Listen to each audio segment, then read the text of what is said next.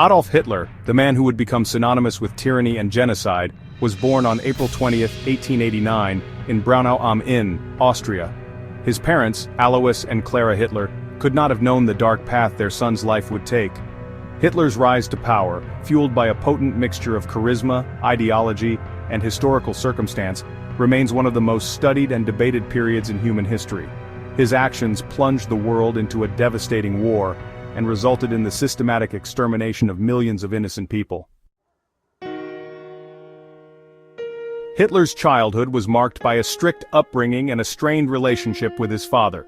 Alois, a customs official, was known for his authoritarian demeanor, which often clashed with young Adolf's rebellious nature. Clara, on the other hand, was a doting mother who tried to shield her son from his father's harshness. This dynamic created a complex family environment that likely contributed to Hitler's developing personality. Despite showing early promise in art, Hitler's academic performance was inconsistent, and he eventually dropped out of school.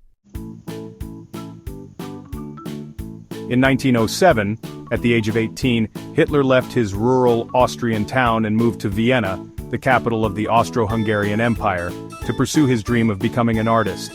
He applied to the prestigious Vienna Academy of Fine Arts but was rejected twice. This rejection was a profound blow to Hitler's ego and left him feeling lost and disillusioned. With no means of support, he drifted into poverty, taking odd jobs and selling postcards to make ends meet. It was during this period that Hitler's anti-Semitism, likely fueled by the city's prevalent prejudices, began to solidify into a core aspect of his worldview. The outbreak of World War I in 1914 proved to be a turning point in Hitler's life.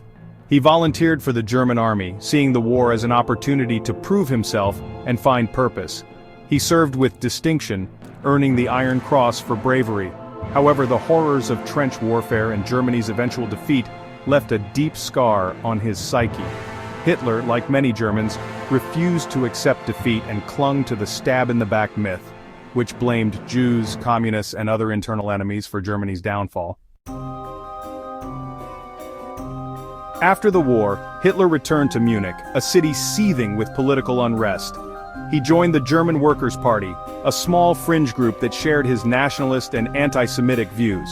Hitler's charisma and oratorical skills quickly made him a prominent figure within the party, which he soon renamed the National Socialist German Workers' Party, or Nazi Party for short. He capitalized on widespread economic hardship and political instability to spread his message of hate and resentment, attracting a growing following of disenchanted veterans, nationalists, and those seeking scapegoats for Germany's woes. Section 6. Chancellor of Germany. By the early 1930s, the Nazi Party had become a significant force in German politics, capitalizing on the Great Depression and the perceived weakness of the Weimar Republic. In January 1933, after a series of political maneuvers and backroom deals, President Paul von Hindenburg reluctantly appointed Hitler as Chancellor of Germany. This appointment would prove to be a fatal error, marking a turning point in German history and setting the stage for the darkest chapter in human history. Section 7. The consolidation of power. Once in power, Hitler moved swiftly to consolidate his grip on Germany.